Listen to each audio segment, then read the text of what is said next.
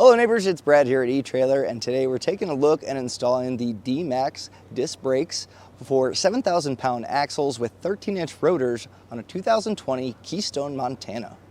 Now, what kind of sets these apart is definitely going to be the rotor design, and you're going to notice right away we have these holes here on our hat of the rotor, and what makes that a little bit more unique than your typical one is not only is it going to cool because that heat is going to be able to kind of dissipate through those holes, but also it's really important for anyone that does any marine usage of their trailer, or even driving in inclement weather where water kind of gets caught in the back side of this. And the problem with other rotors is that water just kind of spins around, and as you park, it's going to sit at the bottom, and if you park your trailer for a while, that's going to eat away at that rotor, and this actually allows it for it to drain out. Another great part about this is when they're able to put the coating on the rotor, it gets nice and uniform. There's no drip marks, so again, you get a little bit more uniformity and overall a better quality. Now, what also sets these apart and really comes down to being heavy duty is going to be a robust caliper design. It's 28% thicker than your standard calipers out there, and it's going to promote a little bit more even pad wear. It also prevents the caliper from splitting. So over time, these can kind of get thin here, and when that cracks, well, there goes your brakes. Now, many times with other brakes, you are kind of left with only a few different ways to mount up where your caliper is going to go. And you can see there's plenty of holes available. You can really mount this in a number of different ways. So for clearance issues, that makes it nice and easy. You also have two bleed screws, so you're able to bleed it from a number of different locations. So you are able to do that at 120 degrees, whereas normally when you're bleeding, you're stuck with 90 degrees, and that's just going to kind of limit you and just make it a little bit more tricky as far as getting these installed. So here on our caliper, you can see our two bleed screws here. What's really nice too is they've laser etched on the back here to let you know that you have both of these able to bleed, but also they give you the torque settings for when putting your caliper bolts in place. So that's really nice. If you do take these off and you go, I forget the torque setting, no problem, it's on here. And that's really just kind of goes to the quality of their products. They've really taken a lot of time to make sure that there's quality in every step of the way, and that even goes to your brass fitting here. It's quite a bit thicker than some of the other ones you've seen, and you're able to actually get a wrench on here if you have to rotate it and not really worry about cracking it. Some of your other brass fittings, you got to be real careful because that can snap. This one's definitely a little bit more robust. These will come standard with Kevlar brake pads. Having Kevlar means that you're going to have much longer life, and also the design of the brake pads is really nice too, because you have these metal dowels here as well as a kind of unique clip here, and that just really makes sure that these aren't going to be popping out anytime. So with that pressure against the rotor, it really does just kind of keep this in place. You can see once we have this snapped in, those are going to keep these nice and aligned. The internal seals on our brake piston are going to be EPDM rubber, which is definitely made for holding up to a lot of high temperatures as well as cold temperatures, and it is really great stuff. It's made in the US, and that's going to really prolong the life of the piston and really the main moving mechanism of your brake. So that means that your caliper you shouldn't have to replace for a long time. Now, your dust boot here on your grease cap is going to be made of silicone. This can be exposed to UV and it's not going to break down over time. As we've seen, some of the other rubbers that they use will start to get brittle and crack, and then you have grease coming out of them.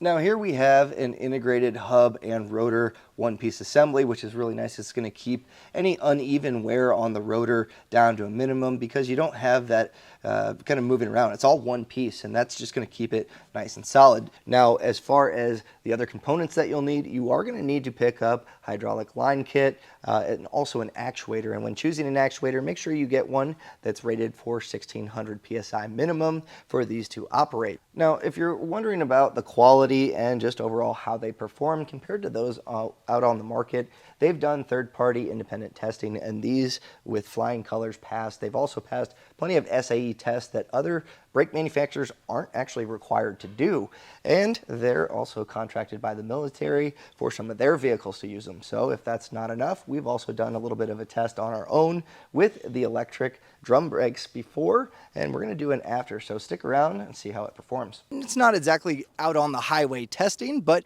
what we've done is we've gotten up to about 15 miles per hour in our parking lot and just used the trailer brakes at full gain and allowed the drum brakes to do what they can to stop it. Now we've gone ahead and done the exact same braking test, now just with our DeeMaxx brakes installed.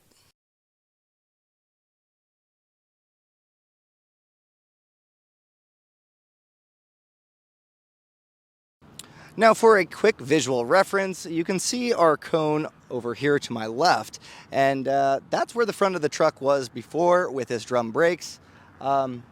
You can kind of see where his truck is now. So obviously it's made a huge difference. We went from 117 foot down to 53, so more than half of what we had before. Imagine that being a car on the highway and you have to make a quick movement.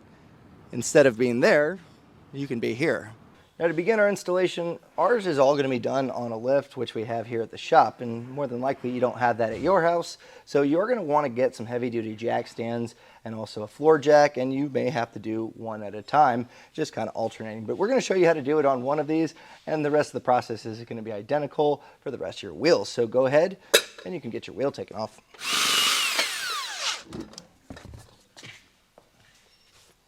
With our wheel out of the way, we're going to pop off our grease cap here, and it's pretty easy. Normally just with a dead blow you can kind of knock this and that'll give you a nice edge, and you can continue doing that. You can rotate it, or you can use a flat head to just kind of pry this off.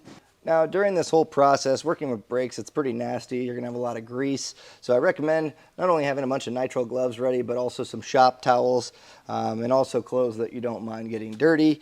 But we'll move ahead here, and first thing we're going to do is take off our axle nut cap here, and this is pretty easy to just pry off. You can kind of just wedge this between the axle nut and the clip, just kind of work this edge here, and it's going to unclip from the back side of that axle nut.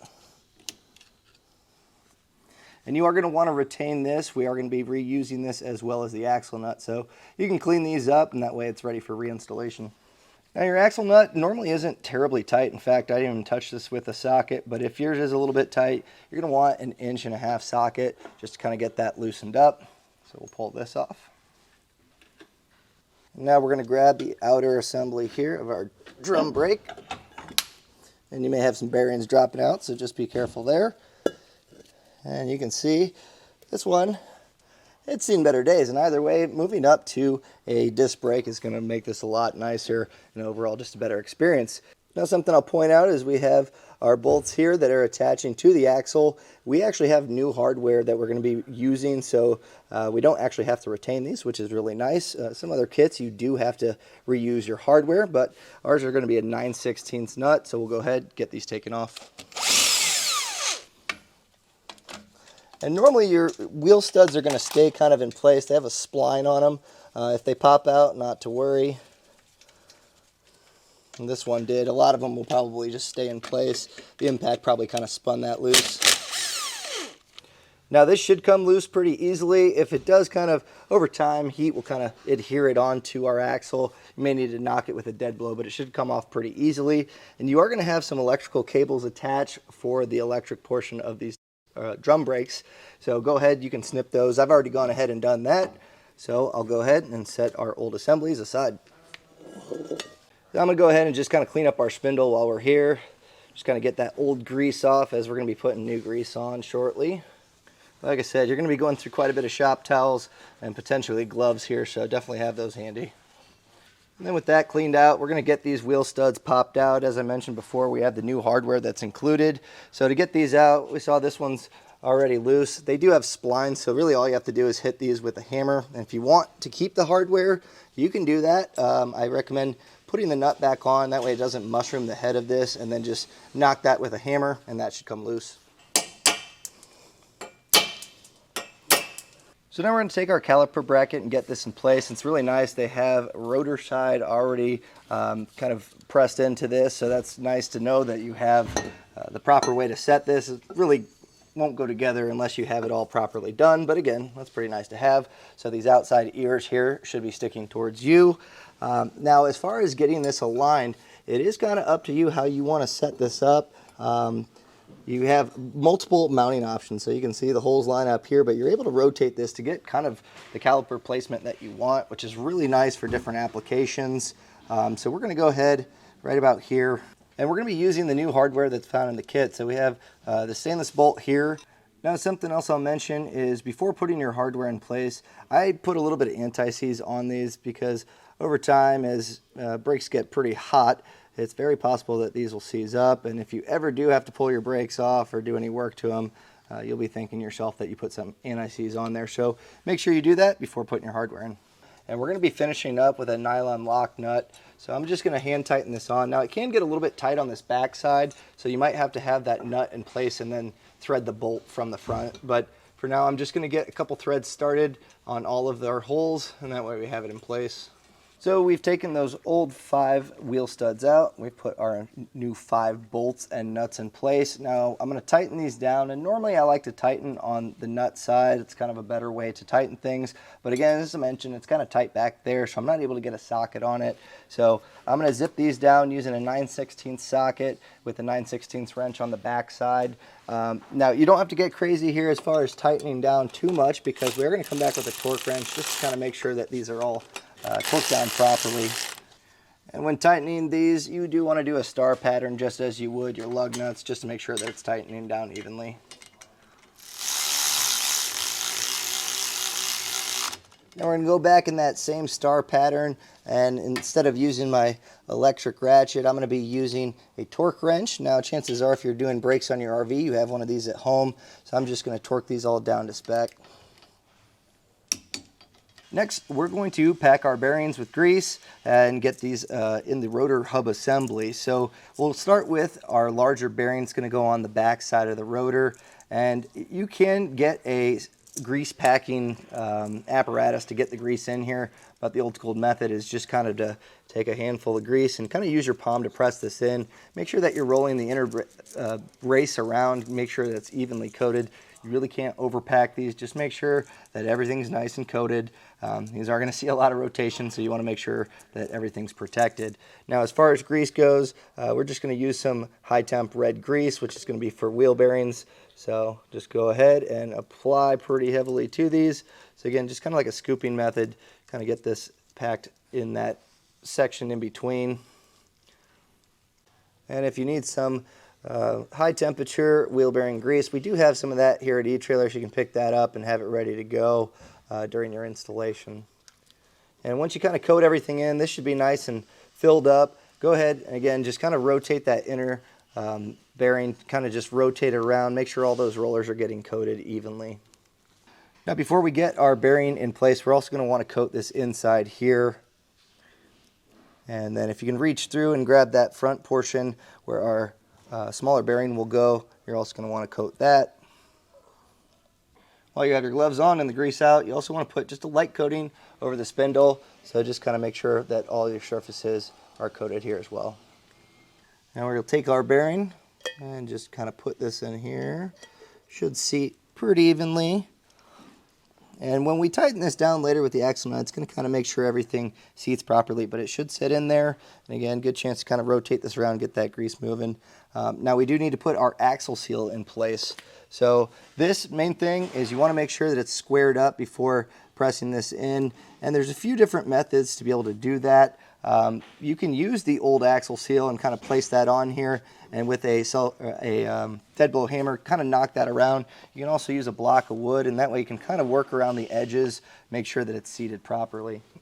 Now you can also use a seal driver, but a block of wood seems to be pretty effective. So just kind of slowly work around, and as you kind of get a feel for it, find the high spots and just kind of slowly knock those in. If you go too much, it's going to pop that in. So definitely make sure that you're squaring this up and going nice and evenly, and sometimes less is more as far as pressure. So you want this to drive in. It should be sitting flush with this outside ring edge.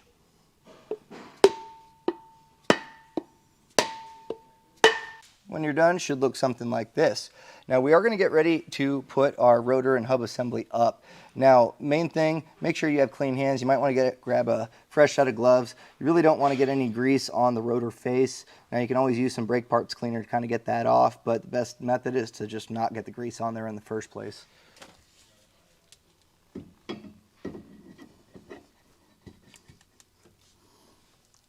And now that we have that sitting, you should have It's about maybe a 1/4 inch gap, give or take. Now that's gonna, again, that might draw in a little bit once we start tightening this down. But let's go ahead, we'll get our front bearing in place as well. Now I've gone ahead and pre-packed mine, so we're ready to drop this in. It's gonna be the same method as you did for that larger bearing. And for this, I'm going to actually kind of lift the rotor up to get it properly seated. It might be kind of tilted down slightly, so just kind of pull up on the stud here and kind of wobble this around until we get this to seat in. There we go. So now at this point, we're going to go ahead and get our axle nut put back in place. Now with our 1.5 inch socket, we are going to tighten this down. This is just going to kind of seat everything. That way we know it's all pressed in well. And you don't really have to get too crazy here. We're going to go until it gets snug, and it shouldn't really go much more. So I think that's pretty good there. Now, as determining how tight it needs to be, what I'm going to actually do is get our wheel and tire and just 2 lug nuts on here, and we're going to kind of wobble it back and forth. We want a little bit of play, but we're also looking to make sure that our rotor's spinning. So you can see right now it takes a little bit of force. It's not what we're looking for. So we are going to be backing this off a little bit. So take the cap out of your, or the center cap out of your wheel. That way we can gain access to this. And putting the wheel on is just going to give us a little bit more of a diameter to kind of wobble this back and forth, because we are looking for not play, but just a little side to side. Again, that's just going to make sure that it's going to be rotating properly.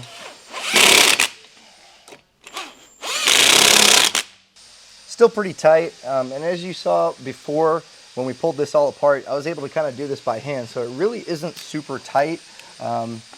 And that cap is going to kind of keep it in, or our retainer clip is going to keep it in place. So I'll loosen this up a little bit, and then we'll try again.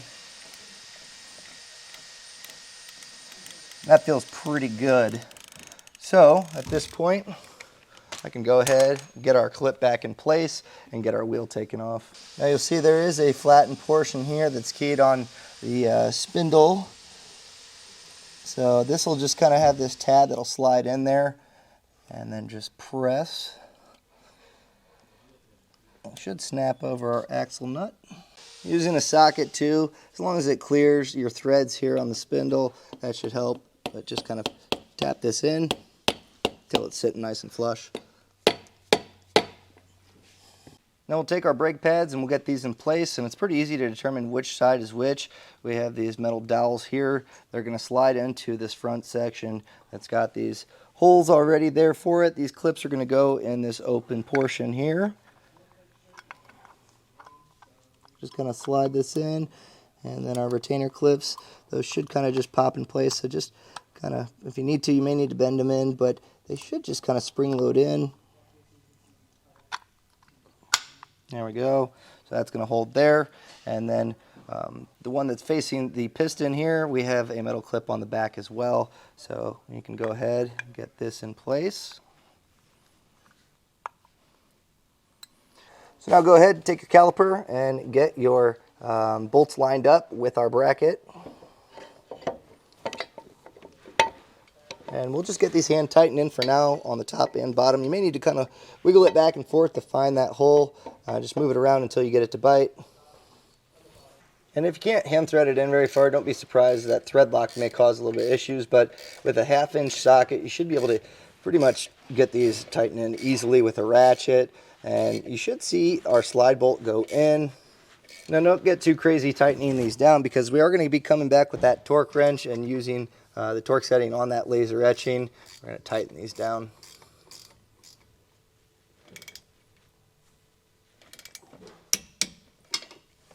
Now we're going to go ahead and press our Zerk fitting in with more wheel bearing grease, and we're looking for the grease to kind of poke through our front bearing. So it may take a little bit to fill that up. Just pump away. There we go. See that grease poking through? So that should do it there. So with that grease through there, we'll go ahead and get our cap in place. And then really all that's left to do is repeat on the remainder of our axles. It's going to be the same exact process. And of course, we are going to need to get the rest of our components in. So that's going to be running our line as well as our hydraulic actuator. But the portion of our brake installation is going to be complete.